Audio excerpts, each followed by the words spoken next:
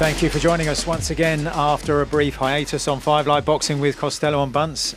I recognise that face. I don't usually forget names, but it's been a while. Do you know, this is the first time we've been in a BBC studio since the last day of the London qualifier in March of last year. And we were dashing out of here to go and see little Charlie Davison have her first fight. Do you remember? So that was, I don't know if we were in this studio. That was the last time we were face to face in a studio. Long time. It's still spooky walking in here, Steve, to Broadcasting House in London and seeing so few people here, given what it was like on that day that you talk about. I remember that as I walked in, and it's so different at the moment. And at that stage, of course, we were quite gung-ho about the Olympics taking place in 2020, but they finally went ahead. We're going to be talking today about what we've seen at the fight camp and the crowning of 2 new British world champions, but the focus will be on what's been happening over the last 2.5 to 3 weeks, Steve, in the Olympic Games, and we had very different experiences. I was in Tokyo.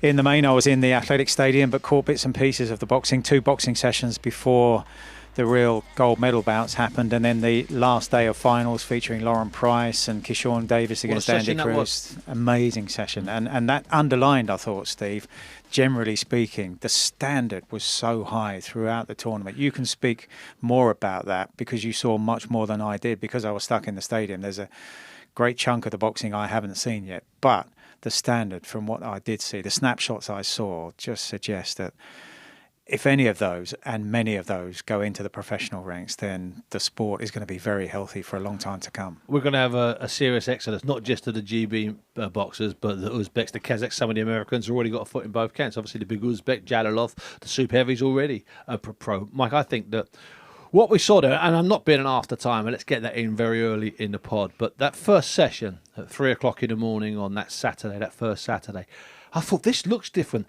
This feels different. There was some quality. There were great bouts really early on. There were guys who were picking out really early on.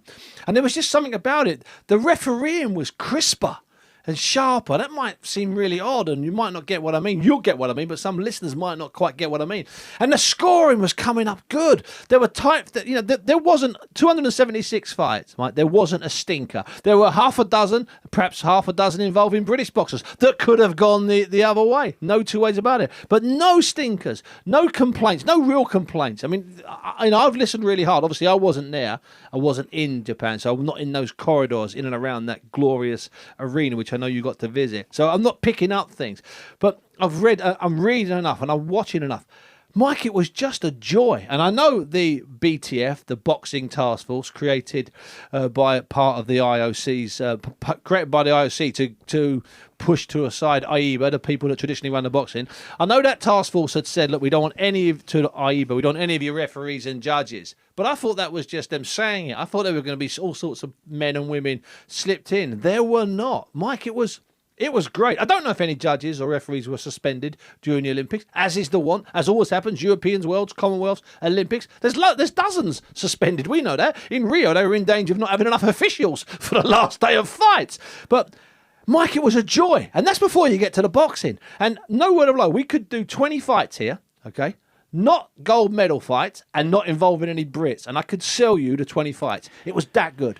And just to pick up on what you were saying there, Steve, I wrote a note on that day when I was watching the last finals about how good it had been. I was listening a lot to you and Jonathan Overend, but I was reading a lot online, and those 3 sessions that I saw suggested not only that the standard was very high in both the men's and women's competitions, but also the standard of judging was solid. There were very, very few controversies. Yes, there were a few scream-ups. You're going to get that in any circumstance. But if you bear in mind, Steve, you go back just a couple of years, week in, week out, we were talking about boxing's existence at the Olympic Games being in danger.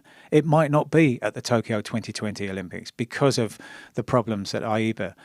And to get the kind of tournament we got, the kind of credibility, but also the advertisement for what I'm still going to call amateur boxing, it was just a stunning success. And I must tell you about the venue, Steve. I spoke about this on one again. You made me feel sick. Can I just explain something? If If you call someone at 4 o'clock in the morning, or you speak to somebody at 4 o'clock in the morning, and you've not been out since at 4 o'clock in the afternoon, then you better make that conversation decent. But you to come on at 3:30 in the morning and say to me, "Oh, you'll be pig sick. You're not here." I'm pig sick. I'm not there anyway. And then to spend 5 minutes describing this glorious place, because I could see it. I've got pictures of it, and I've got pictures of the outside, and I'm thinking, I want to watch boxing there, and you did. It is like one of those hallowed arenas, Steve, that you make a pilgrimage to. By the way, Steve, on my last day, because of the really strict quarantine circumstances there, it was a very different Olympic Games. And I'm not going to lie and say that at times it wasn't difficult. And I'm not an athlete, I'm not preparing for competition, but I was able to understand why and how some athletes were having real issues because of the restrictions, the amount of testing that had to be done, the amount of reporting and registering that had to be done, the limits as to where you could move. We couldn't see any of Tokyo. We weren't allowed on the underground. We weren't allowed on buses. We were allowed on a media bus into the stadium, back out. It's not a case of poor me. I'm just explaining how it was a very different Olympic experience to any that I'd experienced in the past. And we had to notify the local authorities, the local organising committee, as to where we were going each day, almost like an athlete who's on the anti-doping whereabouts system, where they have to tell doping control where they're going to be for an hour every day of their lives. We had to say if we were going into the boxing venue, then we had to register. And I went in for 2 sessions before the athletics started. And I was talking to one of the local volunteers. They don't like to use that word anymore. Games makers, they were called back in London 2012, about this Kokugikan arena, this famous sumo arena, which would have been mighty, Steve, had the crowds been allowed in. And until very close to the games, they were talking about a maximum of 10,000 fans being allowed in any arena, or 50% capacity. So there would have been anywhere between 6,000 and 8,000 in this arena, and it would have been manic, and it would have been remarkable. And they talk in reverential tones about this place, Steve, Kokugikan, and it made me think that to them that's like what a Madison Square Garden for them. And coincidentally, just as the Madison Square Garden we go to now is the 4th incarnation of the building, Kokugikan has been built 3 times. The first time it was badly damaged by an earthquake in 1923. Then it was burned down in a bomb blast towards the end of the Second World War.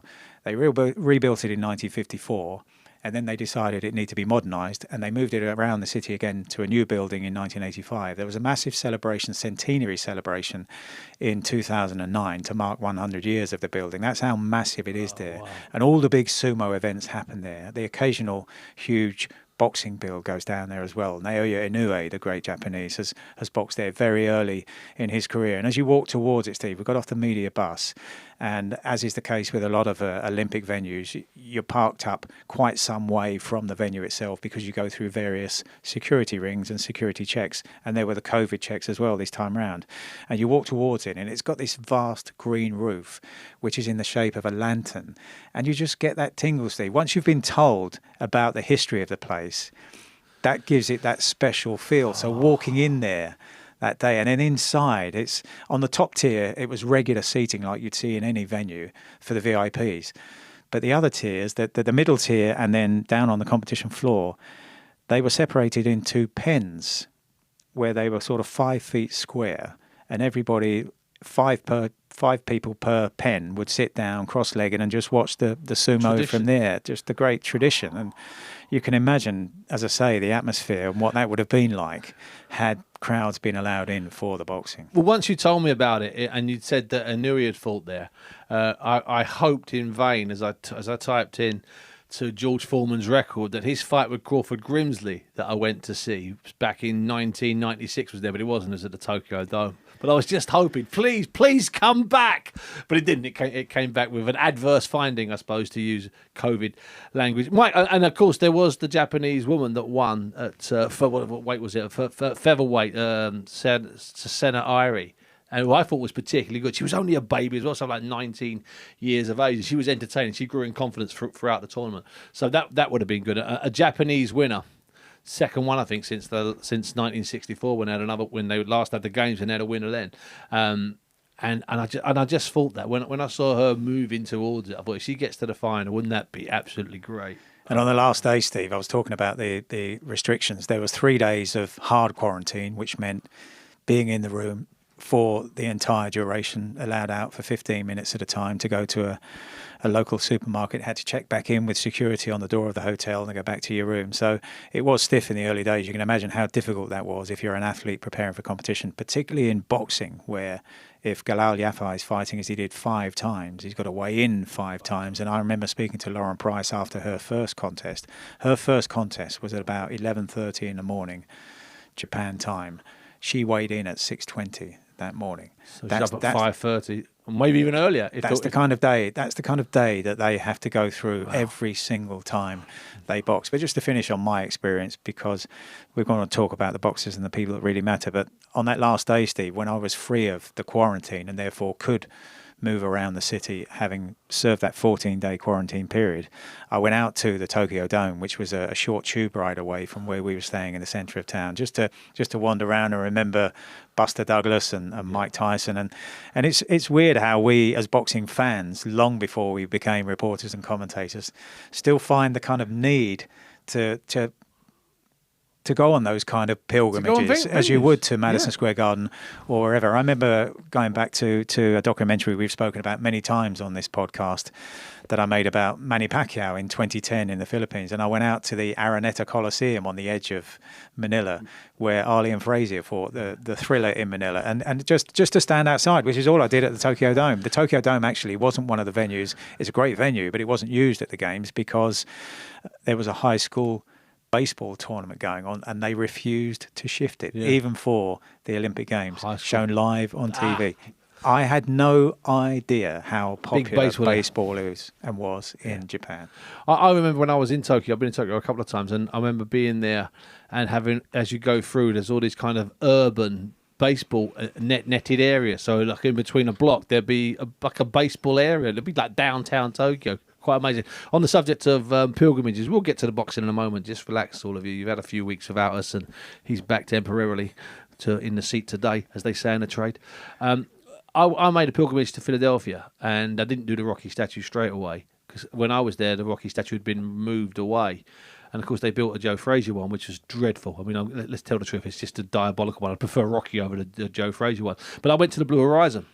And that it was empty, obviously, so that was a bit of a pilgrimage. But do you remember our friend Ben Anderson, who used to work at the BBC, who now works in America, I think for Vice TV, if I'm not mistaken, and makes all sorts of documentaries, ridiculous things from Afghanistan, that's timely, and Iraq, and all sorts of places. And often emails with ideas and suggestions. And he's a powerful, he's a powerful man now in that form of TV. But he sent us, you got them as well, those pictures of the stadium in Kinshasa. Wow. Do you remember where the guys boxing and training, and one of the changing rooms from that fight, either Foreman or Ali, so you can just fill in the name, is now the home of a boxing club, but they train out on the sort of the dirt pitch. So that is a homage. And as you know, last January, I'd landed a gig with an American TV company to go out to the Philippines, to the Thriller Manila venue, to go out to Kinshasa, to that venue. I was doing 6 historic venues for fights, and then COVID came along. You see, people talk about what they lost. That's what I lost, Mike. I could be putting my feet up now and telling you directly about the walk Ali took from his changing room to the ring. I would have, imagine walking that. I mean, there's walking in footsteps and there's walking in footsteps, but to go to Kinshasa, to walk from Ali's dressing room to the ring. Oh my God! And you know what you do? You do it at 4 o'clock in the morning, wouldn't you? You'd do it at the same time as the fight, wouldn't you? You'd have to. You'd have to do it at the same time as the fight. To hear that loud silence. Oh my God! And you do it. How about this? You do it on the same day. That's it. You do it on the same day. Anyway, we digress. Are there any fighters in today's show by any chance? You've batted on. You've name checked a dozen different people, but not one of them's had a pair of gloves on. Well, let's start talking about the boxing then, Steve, with one of my experiences then. The last day, which I thought summed up what a cracking tournament it was. It was a session of just 4 bouts. Now, some people, if they bought a ticket for that, might have felt shortchanged looking at it as just a schedule. You would not have walked away feeling you were shortchanged with Kellyanne Harrington winning, Lauren Price winning, Keyshawn Davis against Andy Cruz. I'm not sure anywhere else this year I'll see that much talent in a single ring. Or next year. And then the heavyweight showdown as well. Man. So I'll let you start on that kind of cue, Steve, because I saw so little of it, and I'm going to pick up on bits and pieces that you say, and we'll talk generally about the tournament first of all, then we'll isolate some of the British performances. But that last day for me summed up the standard of, and you're talking about what you lost in COVID there, Steve, in terms of opportunities. We nearly lost the Olympic Games. We nearly lost this next generation of boxers getting their showcase chance. Yeah. Well, Mike, I'd picked up, obviously, we did it on this show. We might have done it as almost an exclusive on this show. The fact that the three American boxers, three American professionals have been handed the wild card. Keyshawn Davis was entertaining all the way through. Duke Reagan was entertaining in the final. But as I said to you earlier on, where do you want to start? I mean, there was a heavyweight clash. David Nikia from New Zealand against, and I'll get the spelling, mate. It was against the unbeaten, basically untouchable Russian Muslim Godzahim Gomedov. Okay, now Gomedov hadn't been beaten since 2017. He beat Siobhan Clarke at the last World Championships. Absolutely, he beat Siobhan Clarke at the last World Championships, and he's a terrific fighter. He's a freak. He's about 6'6" as well, if I'm not mistaken. And him and Nika, who's turned pro as well, by the way, in New Zealand, he gave up weight in a pro fight. They had this slugfest, Mike, a slugfest. And I know you're going to come on to it, Jalalov. I'm not going to steal your thunder with Jalalov, but the kid who he was fighting, who no longer is Richard, he's Ricardo Torres, okay? Because if he's not called Ricardo Torres when he turns pro, then I've been wasting my time in this game. He was brilliant, Torres. He came through a fight with a giant Cuban, and people might say, stop generalising, Bunce. No, when I say a giant Cuban, I mean a giant Cuban. There's only two doors in the BBC here. They're both fire exits that he could actually get through without turning sideways and ducking his head down. The man's a giant. That was a great fight. I think that was 3-2. I mean, you can check. I think it was 3-2. And then he comes up against Konkabayev, the big Kazakh. Okay, they're all big here today. All of these guys are big, apart from Torres, who looks about 5'11". He's like a fat featherweight. Am I right, Mike? He's like a fat featherweight. His beard gives him half his size. And then he beats Konkabayev in an absolute slugfest. Then gets to the final against Jalalov, who has knocked him spark out in Ekaterinburg in the World Championships in September 2019. So not even 2 years ago, spark out, alarmingly, gets 1 million hits on Twitter, on YouTube, people watching it. And he has a go at the big Uzbek Jalalov, who I happen to like. More on that in a second.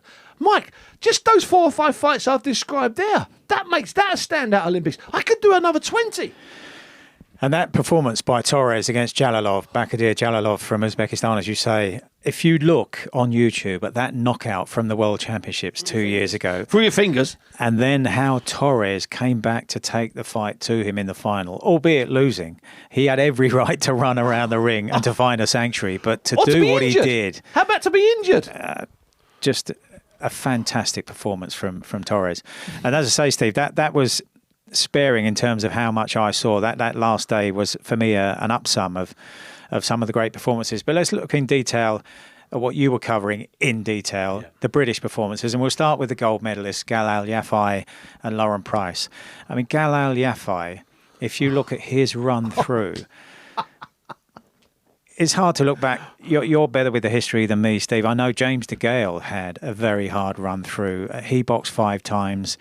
He boxed against 3 opponents who'd beaten him beforehand. So that's an extraordinary performance from him. But for me, this is the match of that. 5 opponents from Galal Yafai. If you were to rank all of those opponents and then, find some kind of algorithm that could quantify and qualify what all of those together mean, that was just an incredible performance. I know you were a big supporter of his in terms of getting the Val Barker Award, which wasn't awarded because it's an AIBA award. That's and AIBA had no control over the boxing. For me, just to move off at a very quick tangent, when I watched Andy Cruz on that last day beating Keyshawn Davis, for me, thinking about the Val Barker Award, if there was a better boxer in the Olympic tournament than Andy Cruz, let me see him, please. My asterisk next to Yafai was, but he's not necessarily the best and finest boxer here. There's a story attached. And, of course, they've given it in the past for stories, Mike. They gave it to Roy Jones, even though he lost, even though he was arguably still the best fighter. And back in 1968, Philip Warungi from Kenya, who got stitched up against a Mexican in the semi-finals in 1968 in Mexico. How stitched up did he get? He might have got the most stitched up boxer of all time. He might make Roy Jones, right, in the final in Seoul look like a good decision. That's how bad it was. A boxer from Kenya in 1968. They gave the Val Barker to him as compensation. I mean, go figure. And by the way, here's the thing. You made a bit of a pilgrimage. You were going to the wrong place. You should have been going to Philip Warunga's bar, where his Val Barker and his bronze medal and his gold medal from the Commonwealths are meant to still be in Tokyo. They're still meant to be in Tokyo. He's back somewhere in Kenya. It's a mission to go and find him. It's not a bad idea for a pod or a documentary or a film series. Netflix, if you're listening. It's, well, you know my email. You can find it. In fact, just go to Jack Davenport first, because he's like my agent these days. Anyway, but quite seriously, mate, Warunga's bar, Philip Warunga's bar, because he turned pro in... because I think he was blind in one eye. Yeah, the classic. Turned pro, actually, in Japan. Anyway, I digress slightly. In fact, I digress so much I've forgotten where I was going. Pick up now on Galal Yafai and how you were making claims that because of that run through, he deserved at least a nomination for the Val Barker Award. But you saw him every day, Steve. So I saw the final and one of his earlier contests. But I just want from you a run through as to why it's being revered as such a special performance. Okay, first time overall. First time up, he starts like he's going to finish. He starts the first round of the first of his 5 fights. The first minute is how he ended the last round, the final, at an unbelievable pace. He's found something. Now, we know there's guys in that gym that have got an engine, you know, the GB squad. We know there's guys that have got this and guys that have got that. But Galal's always got a little bit of something. You know, no one ever said, oh, he's got the best engine in the gym. He outruns everybody, like they said. No one ever said, like Robert McCracken will tell you, who's the biggest banger. No one ever said that who's got the best work ethic. Galal doesn't. He didn't win any of those categories. And yet, he boxed like a man that had an engine that would never run out, some sort of battery. He stops an Armenian in the first fight, a good Armenian. Not only stops him, it's not a fluke shot, he bashes him up for 3 rounds. In the end, I think it's the third 8 count, the referee calls off. Then he fights this young kid called Chinyemba from Zambia, and that's a hard fight. He gets drawn into that one. And as he says, that was a tough one. I was lucky in that one. I was lucky I could come through that one. Not lucky I got the decision, but that was lucky, because I wasn't expecting it. It's one of the rarest things in the Olympic boxing tournament, an unknown fighter. They don't exist anymore. But this Chinyemba was there. Then he comes up against the Cuban, Vite, okay, who's beaten him before, but this is like a major Cuban. Okay, it's not a comedy Cuban. No, there's no comedy Cuban. He wins that 4-1. Then he comes up against the Kazakh by Bosanov, okay, and that's like possibly the fight of the tournament. Again, it's a 3-2. And then in the final, he fights the young Thai, who's seeded above him, and beats him 4-1. Every fight was good, Mike. Every fight was memorable. If those 5 fights had been spread over 5 Saturdays through a year, they would have had no problem walking away saying that was a good top of the bill, that was a good top of the bill. And I would make a case for his 5 being slightly better than James DeGale's 5, without a doubt. I think that he won the hardest gold medal any British boxer has ever won. I really do, Mike. And I think I could probably back that with seeding and medals from tournaments. I think I'll be safe. And that's some accolade. And we'll talk about Lauren Price, the other gold medalist from Britain, in a moment, Steve. And I don't want to go through every single contest of every British boxer in detail, because you did that in your individual podcast through the games, and they're still available if anybody does want to track back over the British performances. But just generally speaking, Steve, last night, getting ready for this podcast, I listened back to the interviews we did in Sheffield shortly before they all flew out to Tokyo, first of all. And I listened to Galal Yafai standing alongside Fraser Clark, little and large, and how funny they were together, but how close they were, what a bond it was. And we came away from there, Steve, talking about how this is such an individual sport, and yet the team ethics seem to be so important. And I'm not sure, you were gung-ho about the chances, Steve. I wasn't nearly as positive as you were about the number of medals that might be won. But that whole team ethos really has worked. There's something in that vibe in Sheffield, isn't there? There's no question about it. There's no question about it. But also, Mike, what we're not overlooking, what we need to explain now is they had the extra year. Now, the extra year just dragged them, made them even closer. And especially that week, I talked to Ben Whittaker about this in Eddie Hearn's garden on, we'll talk about that show at the weekend. I talked to Ben Whittaker about that at the weekend, Mike. And he agreed, and I knew he would, because I'd asked him the question already, that 7 or 8 days in Paris in early June at that Olympic qualifier, when they were under really strict COVID rules and regulations, and they were basically, sharing 4 rooms. There were 12 of them out there, if I'm not mistaken. 12, yeah. One didn't qualify, Lewis Dickinson. So they're all out there. They're all in the few rooms. They only had their own themselves company. They couldn't even go to fights. Do you remember Fraser was talking about Galal, and Galal was talking about Fraser in the interview you just mentioned? So they couldn't go and see their best friend fight. They couldn't go and see, essentially, who were their loved ones. So they were used to being in prison. They were used to being in prison, Mike, and that had made them even closer, but the extra year had made them even closer. I mean, these guys, they're talking about 7 and 8 and 9 and 10 years ago. They're sharing experiences from events that were in 2013, 2014, 2000. I mean, Lauren Price and Pat McCormack, they were out in Turkey at an event in 2011, for Gord's sake. These people have got so much in common. And then they were condensed, like you would with if you were cooking something. Why am I even talking to you about cooking something?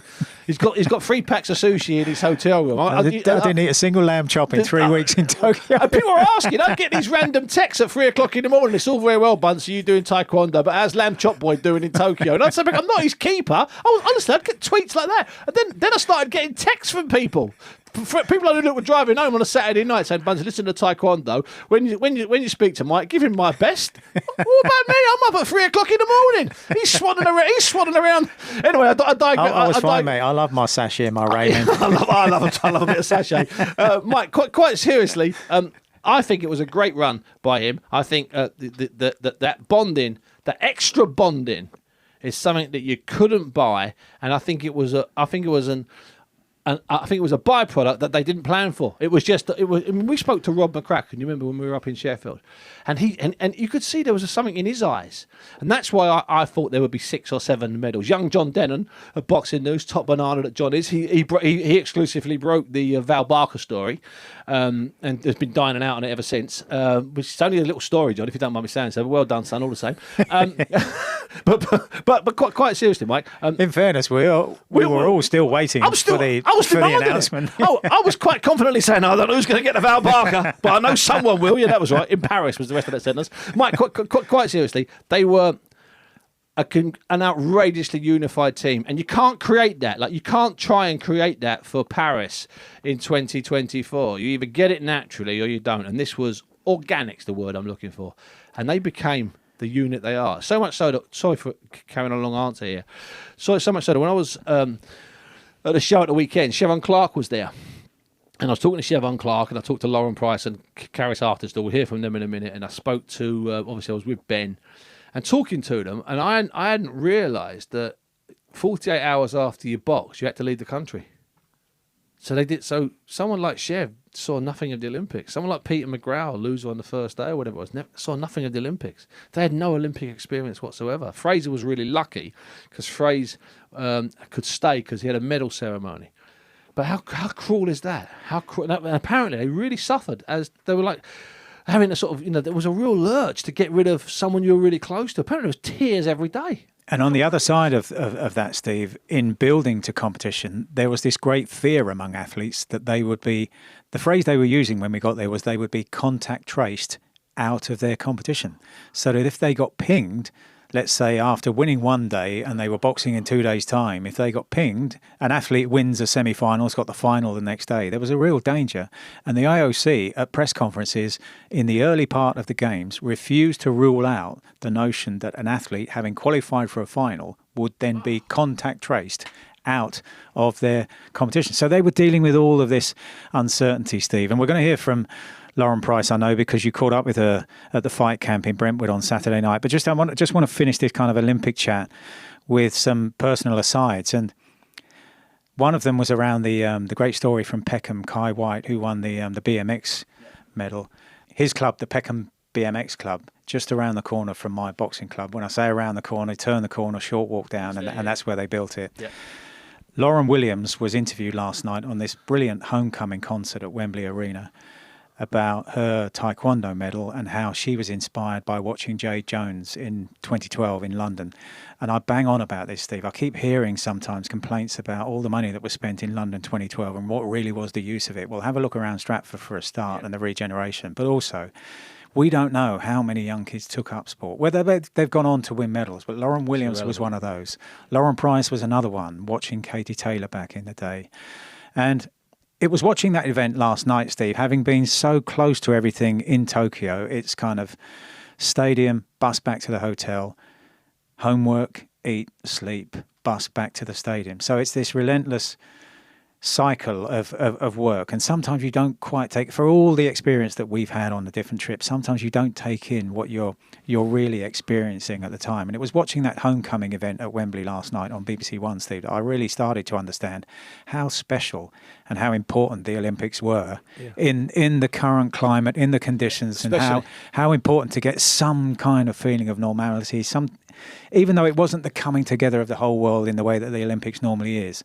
I thought that was really special. And Lauren Price was on there, one of the many gold medalists who was interviewed, Steve. And so I want to get your appraisal now of her. You've spoken eloquently about Galal Yafai, but her gold medal now and her remarkable story, which we heard about before we went out there. But she's won the second gold medal for Britain.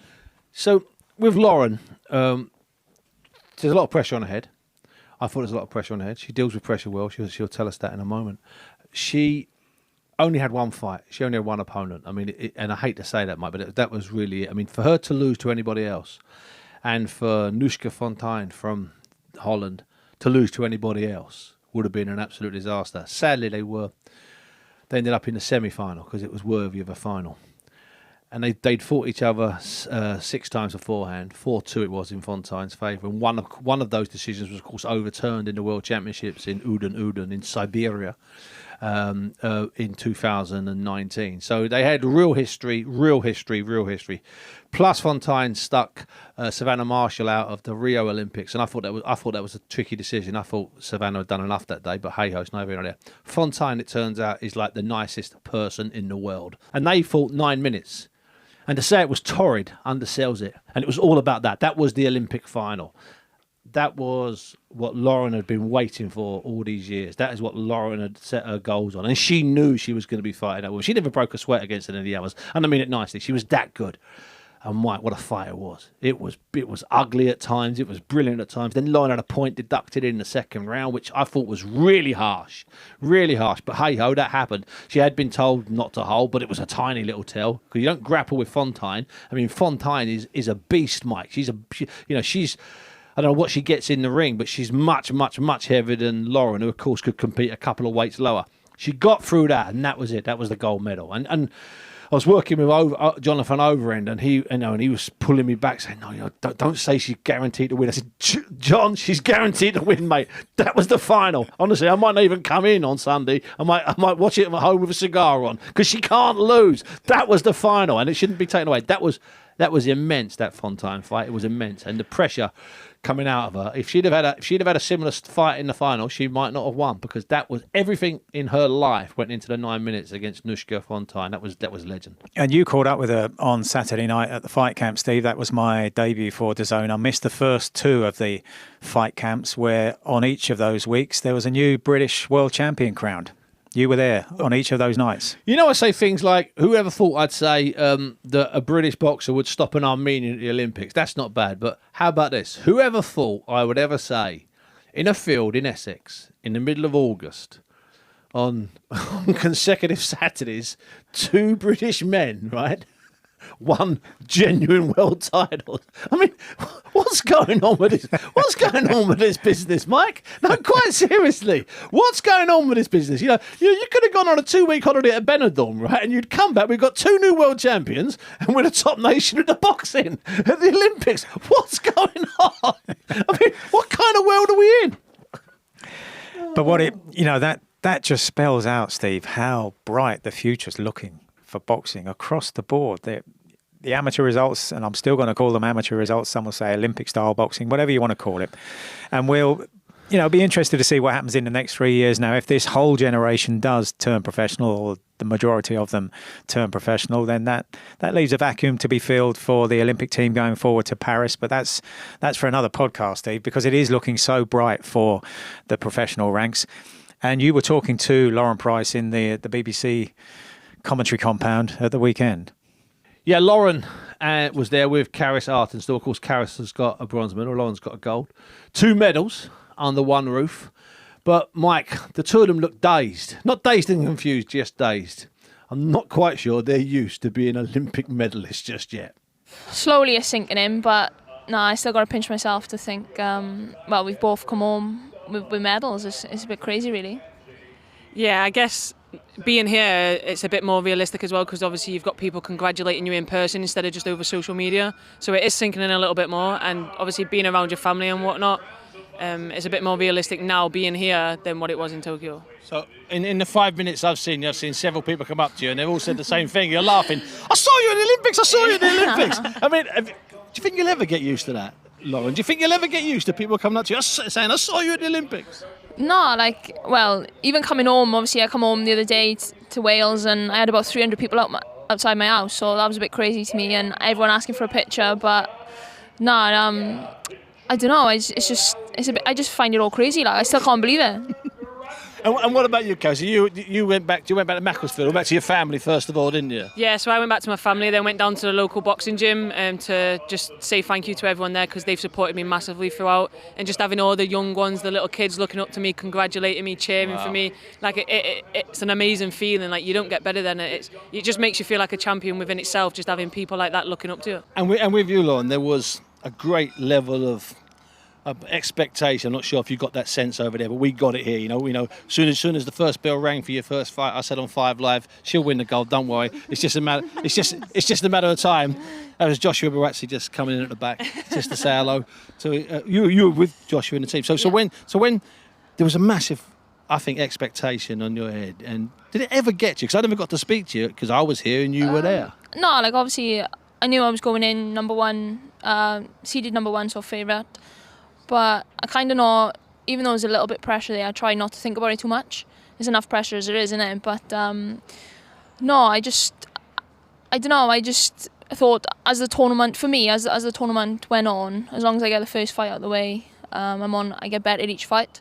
And it was something about just that first fight, it just relaxed into my rhythm, and I think as well, it's just norm to us. Obviously, no crowd there is what we're used to. In those big events. Yeah, definitely. So it was nothing out of the ordinary, really. Obviously, you're at the Olympic Games, and to be fair, the biggest fight of my career, going into the Olympic final, I was probably the most relaxed I've been. Thank you very much. Sorry to get involved. That's okay, Joe. It's okay, Joe.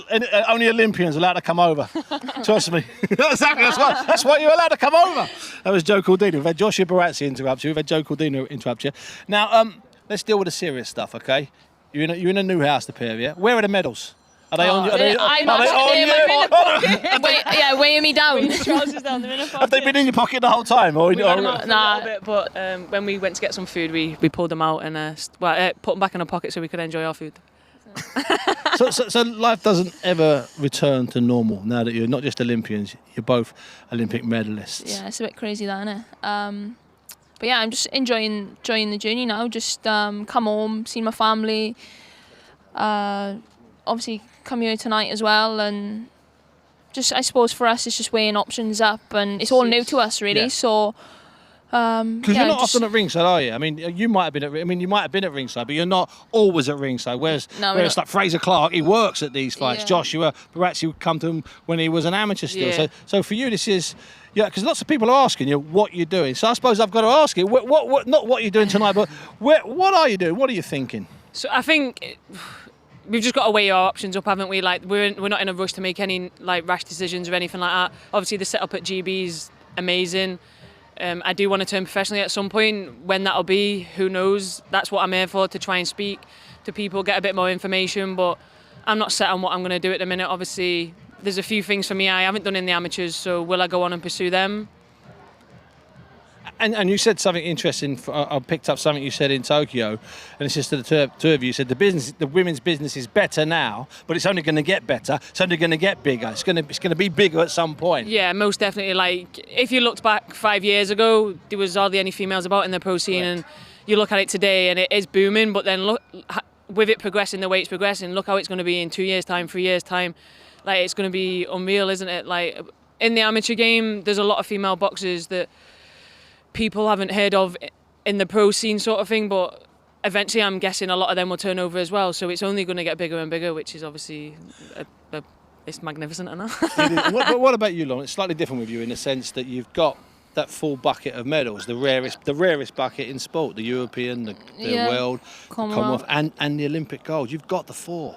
I know, that's it's pretty crazy, isn't it? But I know going into it, I knew obviously in my head for a long time it's been, I need one more to get for the collection, and I was obviously over the moon when I got it. But like you said, I'm just obviously weighing my options up, and just like Karis mentioned, GB is obviously a great setup, and when you think about it, it's only 3 years till the next one. Commonwealth's in the middle. Yeah. However, European Games. yeah. However, all this is obviously new to us, and it's been great. Obviously coming here tonight and having a chat with different people on there, and I suppose we have got time as well. So just go back and I don't know, see what's best really. What about this, Cass? How about this as an idea for Lauren? I'm not saying you can't do it, but Lauren can. Lauren loves other sports. Could she switch over? Could she go back to taekwondo? I don't know, I might end up in the cage, you know. You could do anything. Oh, not the cage. That's not at the Olympics yet. I'm talking about Olympics. Imagine winning a Olympics, double medal. What's the one that does the horse dancing? The dancing on the horse. The Dressage. Equestrian. Equestrian. Yeah, that one. I think she should give that one a bash. She can't ride horses as well, can she? She can do whatever she puts her kicking, mind to. boxing. You could end up in a cage, couldn't Swimming. I might do, yeah. She can't swim. you? The cage would be simple for Got you. to stand up. Just need to learn, you know, on the floor. You've done the kicking Grappling stuff that. before. Yeah, kicking sound. Lauren Price, wrestler. Lauren Price, I don't know MMA. about Lauren Price, footballer. Ex-boxer. Oh, The shoot, the list goes on. Listen, thanks so much for your time. Enjoy the fights tonight. Thank you very much. Thank you. No, Karis and Lauren, thank you very much. Thanks to pair of you. So Lauren Price, Steve, undisputed world dressage champion, maybe in years to come, but looks like she'll be turning over into the professional boxing ranks. And I thought it was fascinating on Saturday night. The top two fights were Joe Cordina and Joshua Buatsi, teammates from Rio 2016, and yet we were drowning in the kind of euphoria of the Olympic Games that had just passed in Tokyo 2020. And Eddie Hearn was actually making a point on Friday about how for Buatsi and Cordina, it's really a kind of a signal to start putting the foot on the pedal, because Bingo. the attention now is around the current generation of Olympians, and they are now known as former Olympians, although there are those like Alison Kirbishley and Daley Thompson who insist that once an Olympian, always an Olympian. You're never a former Olympian. But that's beside the point, Steve. But there is this great focus now on this new generation. So if we look ahead, we're looking now at 5 years after Cordina and Buatsi turned professional, and they're getting very close now to world title fights. Okay, if you take away the pandemic year to 18 months, let's say they've been professionals for 4 full years, 4 active years, and they're on the cusp of world title contention. So throw this forward now, 4 years' time, 2025. Of those medalists, of the British team in general, what are we looking at? Who's going to be there fighting for or getting close to world titles? Well, certainly by 2015, which would be a year after the next Olympics, every one of these 11... 2025. Certainly by 2025, a year after the next Olympics, all of the 11 now will be pro. I have a sneaky feeling all 11 will go pro. And if you wanted to rank them as a gambler or as a favourite, who would I like? I think Ben Whittaker can do what he likes at the moment. I think he'd be a great pro, but I think he'll be semi-fast track. Fraser Clark has to be fast track. Galal Yafai, he's a 28-year-old man. He's been in every single cycle there is. He can go straight in as far as I'm concerned. And I spoke to Eddie. And what's really interesting, Mike, when you were off with your microphone with all your new chums in your DAZN business, I've sent a note to Jack about the amount of food and the amount of producers you got hanging over you. It's unbelievable. I mean, I had one. I think I had one Treeborn mint the other day given to me by Jack, a Treeborn mint to survive, and I'm a big lad. Anyway, Mike, all jokes aside, I spoke to Eddie. And he said to me, Bunce, he was getting really excited about it. Oh, he was really getting excited, Eddie, about the Olympians. Oh, I'm not talking to them. I'm just talking to them. I'm not talking to them. I'm just talking to them. There's a difference. So I said, Ed, it's okay. I don't give a monkey's who you're talking to. And he was brilliant on this, Ed. And he said, they all need fast tracking because they've all had such extensive amateur careers. He said, but the women really need fast tracking. And he was talking about, fighting for world titles very soon, like first and second fight. And I make him right, because we've heard the story. We know about Lauren Price standing Christina Hammer on her head over in Ireland. I mean, the more details I hear about that, and I've not seen the clip, but I know there is a clip. Apparently she plays with her. She's a world champion now, Mike, and there's all sorts of other stories like that. So the women might be fast-tracked even further. Caroline Dubois being the only asterisk because she's only 20 years of age. Sandy Ryan's flying now, who would have been at the Olympics had there been another qualifier. I'm convinced of it. The question is, they're all going to be around, and they're just going to be like the current mob. One or two of them would have suffered a loss, like Anthony Fowler, but still there or thereabouts and still dreaming. Some will be like Lawrence Okoli. I'm convinced of that. Chevron Clark. He's an accomplished fighter, Chev. There's only a couple of cruiserweights right now I think would give him difficulties. This is a serious squad. Who do you think? And I know you're big on that 2008 set of gambling odds that you had after the Beijing Olympics. Who do you think from this lot then, Mike, if you had to put money on 2 or 3 of them? It's really interesting looking back at that, because I remember of those Olympians as they were billed by Frank Warren, Billy Joe Saunders and James DeGale, Frankie Gavin was the favourite according to the bookmakers. He was ranked at 3-1, which in betting terms is close to a certainty to win a world title.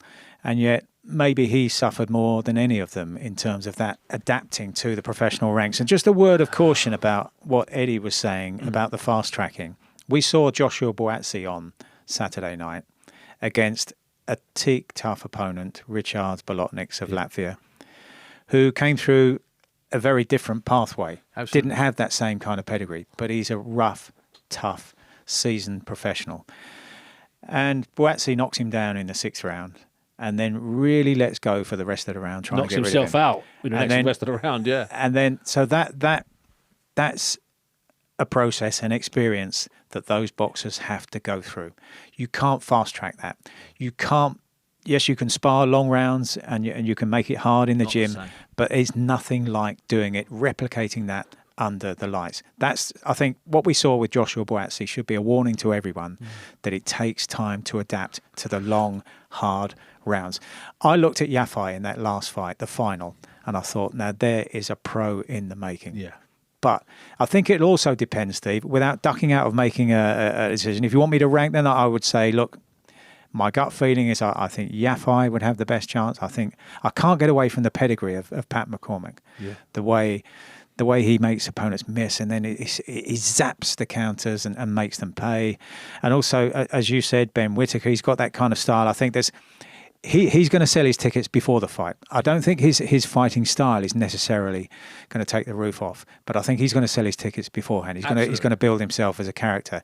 I think what's really important, Steve, is if you look down the line, and I'm taking this 4 and 5 years again, looking at Cordina, looking at Buatsi, just taking that last Olympic cycle, and I know they all develop at different rates in different ways, but if you're throwing forward to 2025, 2026, at a time when they might be getting to world title contention. McCormack, if he turns over at welterweight, slightly above welterweight in the amateur ranks, that 69 kilos. Tough weight, it might be for him. It's like middleweight. Yeah. And for Kal Yafai, flyweight in the Olympics, that's actually super flyweight. So if he's boxing at super flyweight, 4 or 5 years' time, you'd have to think that Chocolatito, Roman Gonzalez, Juan Francisco Estrada will be gone by then. You'd imagine they'll be gone by then. So maybe then there is that prospect of him filling that particular void.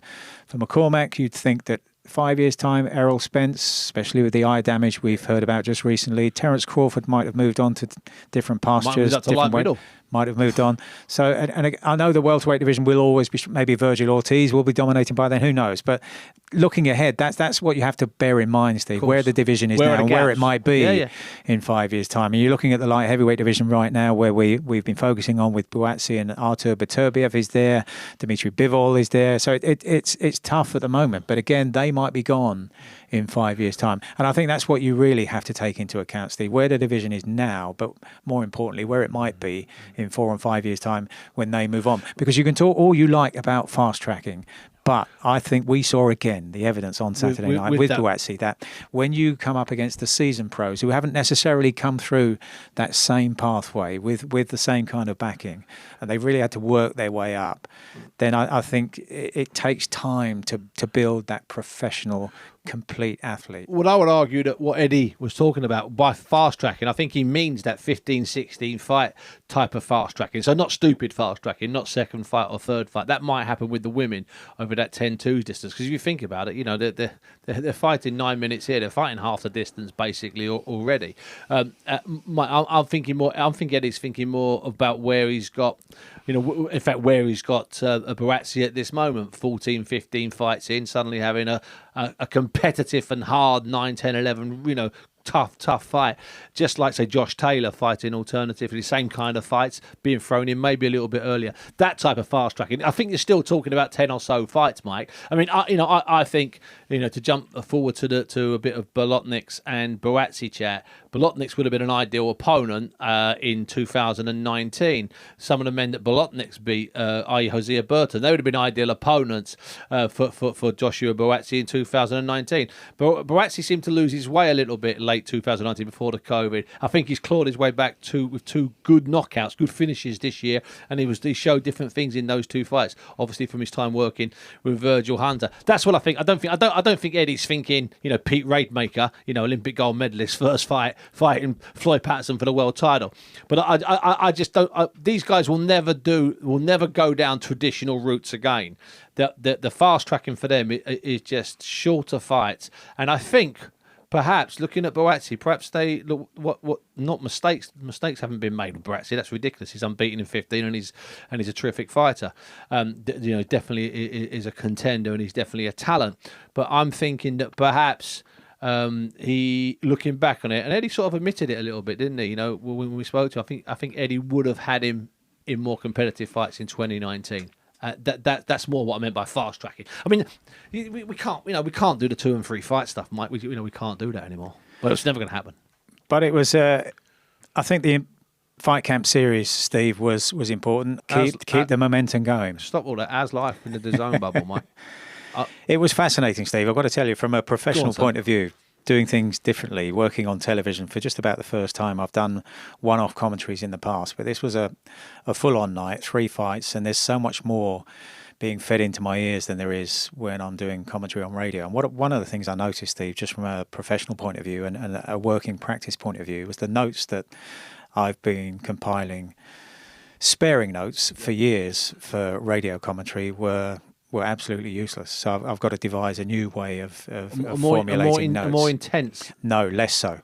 I had too much. I had too much at my disposal on Saturday night, which, I very rarely look down even on radio because you can't. I mean, for 3 minutes, you've got to keep your focus on what's going on up ahead because the next punch could be the last punch. But it was just interesting that the notes were just too complicated, they were too complex, and they were too comprehensive. Yeah. So that's something that I can work on. Really enjoyed working with Andy Lee, but again, my test at the moment is learning to shut up, Steve. Having done the full 3 minutes of every round throughout my boxing commentary career, I've now got to do it more sparingly, allow time for Andy. We spoke over each other at times. That's bound to happen the first time you sit down together for television. And you know him as well. And we've had great relationships in boxing commentary on the radio, so we'll get there. But there were just 1 or 2 times when we were talking over each other, and so it was fascinating, Steve. It's a challenge at this time of my career. It's it's like, seriously, it's like a kid going back to school, learning all over again, and I can't wait for the next one now. And good. September the 4th, Josh Warrington Big outdoors night. On 5 Live as well. But also coming up, Steve, Anthony Joshua against Alexander Usyk, and it's been announced since we were last on that the tickets have sold out. Come to that in a moment. But also just concerns in my mind about the third fight. Again, concerns between Tyson Fury and Deontay Wilder. We've heard about the terrible news of the difficulties of Tyson Fury and his wife Paris's latest child, Athena, and the troubles that they've been going through emotionally and in every other way. And you've been speaking to Tyson's father, John, of course. So I met with Gypsy John and his young son, Tommy, who, of course, was originally from Love Island, is now unbeaten, is about 6 as a pro, and he's a good prospect. He's a good prospect, Tommy. For a 6-bout novice, he's a good prospect. And he's going to be fighting in a couple of Sundays' time on the undercard of a Jake Paul fight. Jake Paul's fighting some former UFC guy. That's neither here nor there. We'll come to that when we come to it. But I met up with Gypsy John, and he was saying that he'd been spending a lot of time at Alderhay, which is the hospital in Liverpool where Tyson's baby was rushed. And it's been torrid. It's been really hefty. As of this morning, we're recording this on Monday, Tyson's posted some fairly positive news from bedside, but it's still, baby's still in the critical care unit, and Tyson's there. And of course, you can't help but look at the clock, Mike. You're looking at the 16th of August. The fight's on the 9th of October, in theory, the third fight. So that means your last sparring session is on something like the 1st of October. That's the very latest. Might even be earlier. That's to give you a lot of time to get from Alderhay and that emotional wrench of just being up 24 hours with a baby that's in a critical care unit. Two of my very close friends over the years have had babies in Great Ormond Street, and I know that for the 3, 4, 6, 7, 8, 9, 10 days that baby is in intensive care, you don't sleep a wink. You sit in a cubicle next to the cubicle the baby's in, looking through the glass, hearing the beeps and looking at the blue light and the machines where your little baby's in the middle. So there's no way Tyson Fury's going home to bed. So he's had a week at bedside, and I've heard nothing about the fight from BT, who of course the fight would be in theory be on BT because he's fought on BT in the past. So I'm hearing nothing, and I've worked for them in the past, so I've heard nothing from them. But you just have to look at the dates, Mike, and I don't want to suggest anything, but the dates don't add up. Let's put it that way. I mean, that's a fair comment. There's no official word yet, but the dates don't add up. And the emotional turmoil also of making that decision for Tyson Fury as to when he leaves Paris and the baby and decides to go to Vegas or wherever to start preparing, to start his proper training camp. So difficult. And also in the last few days, Steve, in terms of that whole heavyweight picture, and it goes back to the disappointments earlier this year of Tyson Fury against Anthony Joshua being called off, and that should have been the focal point of this podcast, Steve. It would have been on August the 14th, 2 days ago in Saudi Arabia. It was signed and sealed, we were told. It was there. So this podcast would have been probably done from Saudi Arabia. That's how the boxing world changes so quickly. But it's not bad. Well, at least we're together. At least we're together here in the studio. You've had your DAZN supper. I've still got my Treebor mint. I didn't eat the Treebor mint I got. I just kept it. I'm gonna have it one day. I might share it with my wife. I go for a picnic or something over Hampstead Heath and cut it up. Give my wife half my Treebor mint. Mike, can I just add something? I know this has been. If you're listening to this and you're wondering where the editorial's gone, the editorial's there. It's just not. It's not going in a linear route. We talked about all those fighters earlier on and where they might end up. The fighters. Well, I've done a little bit of work over the weekend on this. Beijing, London and Rio, last 3 Olympics. At those last 3 Olympics, of all the boxers that went to those last 3 Olympics, 8 have so far become world champions. Now, obviously, that includes fighters from Rio, Lawrence Coley from Rio, but it doesn't include the ones who are still trying from Rio, and that includes Pat McCormack and Galal Yafai. 8 have won world titles. 10 have actually fought for world titles, so a couple of them didn't win world titles, but did fight for them. And I calculate, Mike, that they've given us over 40 world title fights. But more than that, they've given us over 70 top of the bills in that period. We're only going back to Beijing. We're not going to trillions years ago, Mike. We're going back, 11 years? Nearly 70 top of the bills, over 40 world title fights. This mob here, and when the others from Rio catch up with them, and then whatever we do in Paris, we've got a great 6, 7, 8, 9, 10, 11, 12. Take your pick. When does it stop, Mike? And in one of the national newspapers, Steve, just recently, they spoke about this sport being in crisis. And all of those figures that you talk about there just give us reason to be so upbeat with this new generation, even just in this country. But when you look at the States and Kershawn Davis and others who are turning pro from that generation there as well. And just as an aside, Steve, before we finish, I was watching the start of the Premier League and listening to some of the matches on 5 Live at the weekend, and the atmosphere in the crowds. And in the last few days, we've heard the announcement that the tickets have all sold out for Anthony Joshua against Alexander Usyk at Tottenham's ground in North London. And just imagine the atmosphere there, watching that game yesterday against Manchester City.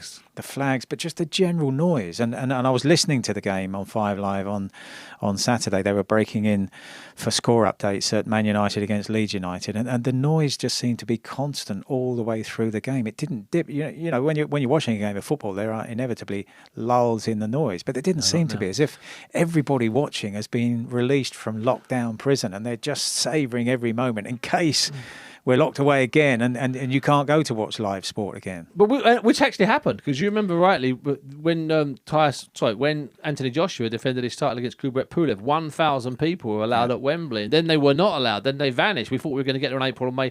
We didn't. Then we had 1,500 people in Telford for a Joe Joyce fight, I think it was. And on the undercard there was a guy called Nathan Heenan, this kid from Stoke. And I said to you at the time, Mike, they're singing like there's 30,000 people here. And that I got that feeling. They were singing and partying and screaming and shouting like they might be blocked. Like it might be the last time they go to boxing for another 18 months. That's going to be a special night. And you look back, Steve, over sporting history, and this feels like that kind of post-Second World War period where the thirst for sport and entertainment and recreation was such that the crowds, you look at the boxing crowds back then, and even our clubs, my old trainer Charlie Tucker used to say that in those post-war years, your club, Fitzroy Lodge, and my club, the Lynn, had a rivalry that was like Arsenal and Tottenham in football. You know, in the current generation, we think, what are you on about? Two little amateur clubs. That's what it was like in the post-war period. There was such a thirst to watch any live sport, and that's where boxing flourished. And I think we're heading to another period, Steve, where the sport is going to flourish again. And I just think with this generation of Olympians, they're characters, but you know what? Behind that, they can fight. I think we're heading into a really special period, Steve. Happy days. Not only happy days, Mike. There's, you've seen the depth of that squad up there. It's not going to be over if all 11 defect, and it's just going to continue. There's champion. I mean, who'd have thought Lee Wood? Terrific for the kid, winning the world title the other week at the Garden. Kid Galahad beating Jazza Dickens in a really brutal fight. That's another 2 fights. And then throw in the middle of them, literally in the middle geographically as well, Josh Warrington in at the same weight. What weight can't you give me 2 or 3 good fights at the moment? The answer's none. You can give me 40 really good fights that you'd like to see in Britain alone. I'm not even gonna go. And that doesn't include AJ against Fury. There's 40 fights. What a business. So much to look forward to, so much to talk about, and we've done all the talking we can today. So thank you for being with us, as I said at the start. And that's it from 5 Live Boxing with Costello and Bunce. Let's get ready to rumble! 5 Live Boxing.